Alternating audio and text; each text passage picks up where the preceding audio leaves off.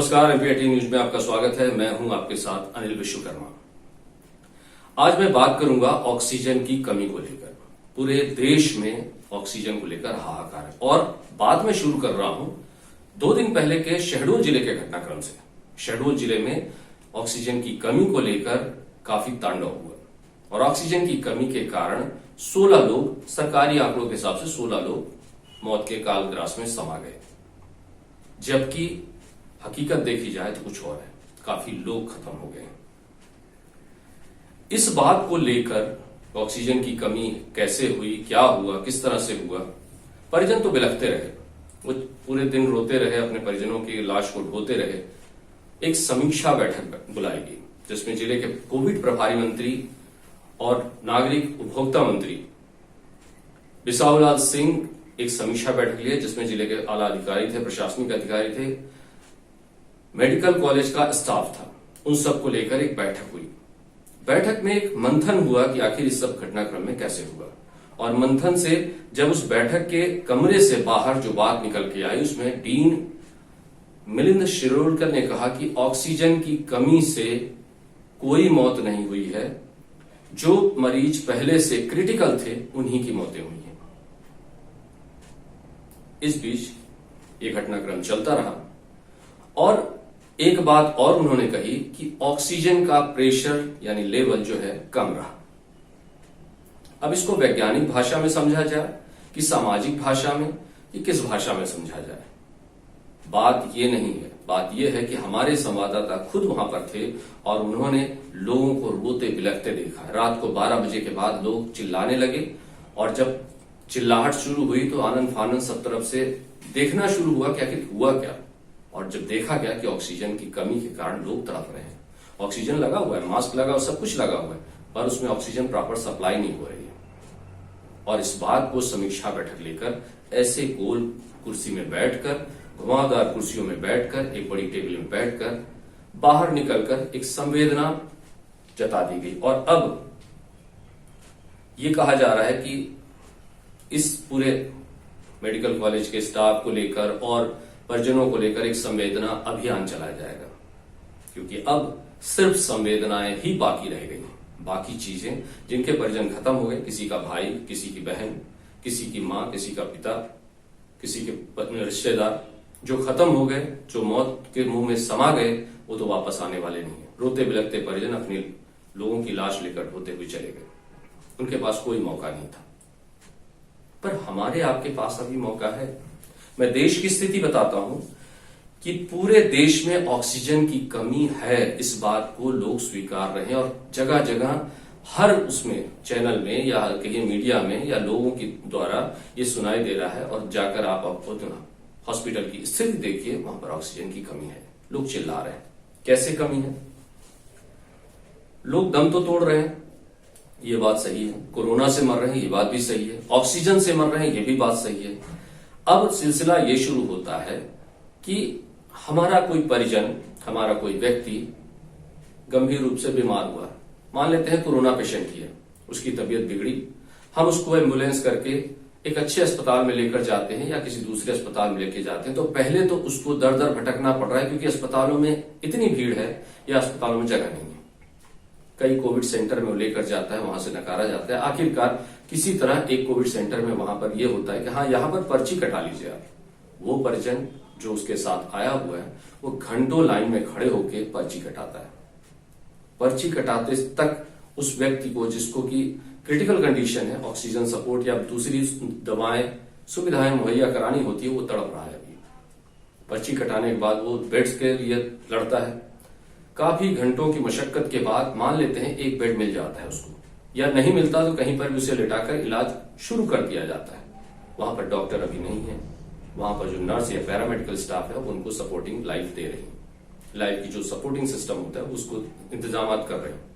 तभी उस परिजन के हाथ में एक पर्चा आ जाता है दवाइयों का, ये लेते आइए। वो भागकर मेडिकल स्टोर जाता है, उनसे भी पूछता है कि ये दवाएं यहां मिल जाएंगी, बोले नहीं, यहां पर तो है नहीं, खत्म है। वो दौड़कर दूसरे मेडिकल स्टोर जाता है, दूसरे मेडिकल, वहां घंटों लंबी लाइन लगी, वहां भी किसी तरह वो भाग दौड़कर वो काउंटर तक पहुंचता है। पता चला उसमें रेमडेसिविर इंजेक्शन और ये दवाएं नहीं है।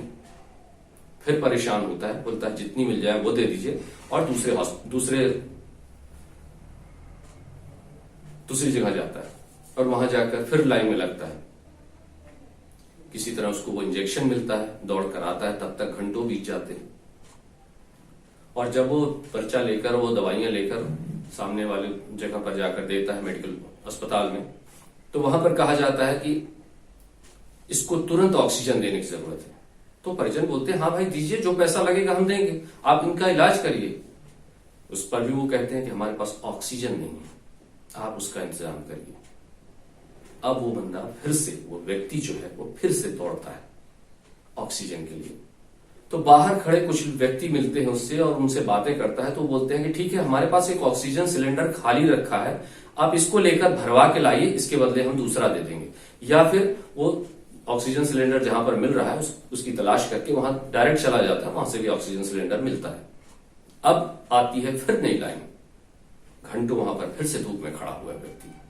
कैसे खड़ा हुआ है आपको मैं बता दूं कि 10 साल पहले या 20 साल पहले, 20 साल पहले की घटना है या 25 साल, लोग जब घरेलू गैस सिलेंडर आना शुरू हुए तो लोगों के पास एक एक सिलेंडर हुआ करते थे। किस तरह मारामारी करके सिलेंडर का रजिस्ट्रेशन हुआ और सिलेंडर मिल गया।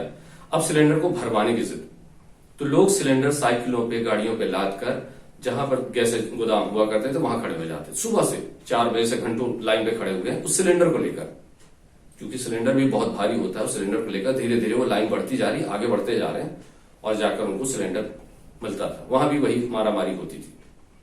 यानी उस समय खाने के लिए हमको लाइन लगना पड़ता था, और आज ऑक्सीजन के लिए यानी जान बचाने के लिए हमको फिर से उसी तरह सिलेंडर हाथ, क्योंकि ये सिलेंडर और बड़ा है, लंबा है, और उसको लेकर हमको लाइन में लगना पड़ रहा है। इसके लिए कौन जिम्मेदार है या नहीं है, यहां बात उस सब की नहीं हो रही है। बात यह हो रही है कि जिस ऑक्सीजन के लिए हम आज तरस रहे हैं, वो ऑक्सीजन की कमी शायद हम सभी का नतीजा है। यानी अगर हम पर्यावरण को बचाए रहते, पेड़ों की कमी नहीं होती, तो शायद इस तरह की महामारी हमारे पास नहीं आती। प्रकृति से छेड़छाड़ की हमने, चाहे चाइना वालों ने की, चाहे दूसरे देशों ने की, चाहे हमने की, प्रकृति से छेड़छाड़ हुई और उस छेड़छाड़ का एक नतीजा है। आज नतीजा ये है कि जब हम पहले कोई बीमारी होती थी या कुछ कष्ट होता था तो हम ऊपर की ओर निहारते थे और कहते थे हे भगवान, या अल्लाह तू बचा ले। और आज उन सबके भी दरवाजे बंद हो गए हैं। इतनी अमानवीय दृष्टिकोण लोगों का हाथ हो गई, ईश्वर बचा लो लोगों को। बहुत स्थिति खराब है, कोई सुनने को तैयार नहीं। क्या लगा रहे, क्या कर रहे, भगा देते कुत्तों की तरह भगा रहे। बाहर निकलो, बाहर निकलो, रात में जाओ तो खुद जाओ, पैसे के पास हमारे पास स्टाफ नहीं है। लोगों को अभी भी लोग कितने लोग वहाँ पे हैं और कितने लोग और होंगे, क्या भरोसा। कोई मतलब इतनी बुरी स्थिति ईश्वर किसी को लगता है। अब पड़ी हुई बॉडी तो लोग, हम लोग कैसे ले जाएंगे, कोई सुनने को तैयार नहीं है। वहाँ से वहाँ बेचते गायब हो गए हैं। वो स्ट्रेचर लेके 2 लोग कहाँ चले गए हैं, ये खड़े, ये पहन रहे हैं। उन सबके यहां भी कोरोना ने जगह बना ली है। ब्राह्मणों को, पंडितों को, ईसाइयों, मौलवियों को, सबको कोरोना हो रहा है। यानी अब कोई नहीं बचा है। तो ऑक्सीजन की कमी से जो जूझ रहे हैं वो हम नहीं, पूरा देश जूझ रहा है, और इसकी कमी को पूरा करना हमारी सबकी नैतिक जिम्मेदारी है। मैं आपको बता दूं कि आज पूरे देश में 2 लाख, करीब 2,80,000 लोग नए संक्रमित पाए गए और 1761 लोगों की मौत होगी। यानी मेरे ख्याल से दूसरे या तीसरे दिन, आज से दूसरे या तीसरे दिन मैं आपको बताऊंगा कि आंकड़ा 3 लाख को छू गया है। बहुत ही डरा देने वाली खबर है।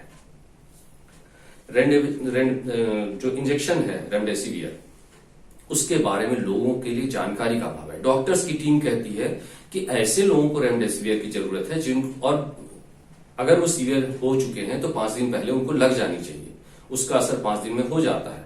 ऐसे लोगों को जरूरत है जिनको तुरंत रिकवरी होने की जरूरत है। ऐसे लोगों को इस इंजेक्शन की जरूरत है, पर हम आम आदमी उसको ऐसे खरीद रहे हैं जैसे वो बाजार में मिलने वाली कोई सामान्य सी चीज हो। एक छोटी सी पैरासिटामोल की दवाई हो, उसको हम उस तरह से खरीद रहे हैं, घर में ले जाके स्टॉक कर रहे हैं। मैं आपको बता दूं कि इसका कोई फायदा नहीं होने वाला है घर में आपके स्टॉक करने से। जब उसकी जरूरत होगी तभी उसकी जरूरत होगी, तो उसको ऐसा ना करें। दूसरे लोगों के लिए, जिनको ज्यादा जरूरत है, उनके लिए जगह छोड़ें। दिल्ली, महाराष्ट्र, छत्तीसगढ़ के बाद गोवा एक ऐसी जगह, राज्य जो है वो भी ज्यादा संक्रमितों की श्रेणी में आ चुका है। काफी परेशान है लोग। एक बात मैं बता दूं कि रेमडेसिविर इंजेक्शन के बारे में, दिल्ली में रह रहे एक व्यक्ति ने, वहां जगह नहीं मिली तो नोएडा में अपने परिजन को भर्ती करा दिया। उसके बाद इंजेक्शन की कमी हुई तो वहां से इंजेक्शन नहीं मिला, तो वो पास में नोएडा और दिल्ली बॉर्डर ही है, तो दिल्ली आकर वहां पर ड्रग इंस्पेक्टर से पर्ची दिखाकर रेमडेसिविर इंजेक्शन की मांग की, तो उन्होंने कहा कि हम दिल्ली वासियों को ही देंगे, बाहर के आने वालों को नहीं देंगे। ये भी बात कुछ समझ में नहीं है। इंजेक्शन किसी का भी कहीं भी मिले, दवाइयां कहीं भी मिले, सबको मुहैया होनी चाहिए। पहले आपको याद होगा, पिछले समय जब पहली बार कोरोना ने दस्तक दी थी, तब केंद्र सरकार पूरी जिम्मेदारी से इस पर आगे आई थी। प्रधानमंत्री नरेंद्र मोदी पूरी जिम्मेदारी से आगे आए थे और उन्होंने मीडिया के सामने, चैनल में, टीवी में, दूरदर्शन में खड़े होकर कहा था कि कल से या आज से पूरा देश लॉकडाउन रहेगा। 21 दिनों का, फिर बढ़ा और फिर धीरे धीरे उसको छोड़ना शुरू किया। आज जिम्मेदारी क्या हो गई है? केंद्र कह रहा है कि राज्य यह निर्णय ले कि उनको लॉकडाउन करना है या नहीं करना है। राज्य कह रहे हैं कि निचले स्तर, प्रांत और जिला प्रशासन ये निर्णय ले कि उनको करना है कि नहीं करना है। यानी कोई भी अपनी जिम्मेदारी से को लेने को तैयार नहीं है, सब बच रहे हैं अपनी जिम्मेदारी से। मैं इस बीच बता दूं कि कुछ अच्छी खबरें भी आई हैं। अच्छी खबरें ये हैं कि गुजरात के एक शहर में, सूरत में, कुछ टेंट व्यवसायियों ने अपने टेंट को लेकर और जन भागीदारी समिति के सहयोग से टेंट को लेकर उन्होंने कहा कि टेंट का व्यापार तो चल नहीं रहा था, क्यों ना हम टेंट के कुछ कुछ घर बना दें, कुछ कुछ कमरे बना दें, जिसमें कोविड पेशेंट्स को रखा जाए और कुछ सुविधाएं मुहैया करा दें। ये बहुत अच्छी पहल है। मैं चाहता हूं कि ऐसे लोग आगे आएं और अपने व्यवसाय के कारण, ठीक है कुछ नुकसान तो हो रहा है, पर हम किसी तरह लोगों की मदद कर सकें। ये बहुत अच्छी पहल है। उन्होंने छोटे छोटे टेंट के वो बना दिए और साथ में जन भागीदारी समिति से सहयोग लेकर ऑक्सीजन सिलेंडर और सारी दवाइयां और बेड और स्टाफ मुहैया कराया है। साथ में एक लखनऊ के मुकेश बहादुर सिंह है, वो लोगों को मुफ्त में ऑक्सीजन सिलेंडर घर तक पहुंचा रहे हैं। ये समझ लीजिए कि प्राण देने के बराबर है, भगवान की तरह काम है, बहुत बड़ा काम है। इसी बीच एक खबर आई है अंबिकापुर से, जहां पर दूध व्यवसायी जो हैं वो लोग सैकड़ों लीटर दूध अपना जमीन में बहा दे रहे हैं। क्यों बहा दे रहे हैं? क्योंकि उनको खरीदार नहीं मिल रहे। लॉकडाउन हो गया, खरीदार नहीं मिल रहे। ऐसे में वहां पर एक व्यवसायी राजन जायसवाल ने ये बात कही है कि अगर हम ये दूध वालों से कोविड सेंटर वाले दूध खरीद लें और उनको, जैसे कि दूध और हल्दी दिया जाता है, तो अगर कोविड सेंटर वाले इस दूध को खरीद लें तो कुछ तो उनकी मदद हो जाएगी, साथ ही कोविड सेंटर में दूध की उपलब्धता बनी रहेगी। एक अच्छा सुझाव है। ऐसे ही अन्य सुझावों के लिए हम आपको आमंत्रित करते हैं कि हमारे चैनल में आप अपने कमेंट्स दें, सुझाव दें। आज की बात मैं ये कहना चाह रहा हूं कि हम एक इतिहास को गढ़ने जा रहे हैं और एक इतिहास को परखने जा रहे हैं। एक इतिहास जो साल भर पहले बन चुका है, उसको दोहराने जा रहे हैं। तो हम सभी की नैतिक जिम्मेदारी है कि सब लोग आगे आएं, इस महामारी में सब मिलकर साथ चलें और जो भी ये समस्याएं हो रही हैं ऑक्सीजन की, चाहे वो प्रशासन की हो, चाहे वो केंद्र की हो, मर रहा है सामान्य व्यक्ति, मर रहा है एक आम आदमी, उसको सहयोग दें, सुरक्षित करें। अपना ध्यान रखिए। अगले न्यूज में फिर से मिलेंगे, तब तक के लिए नमस्कार।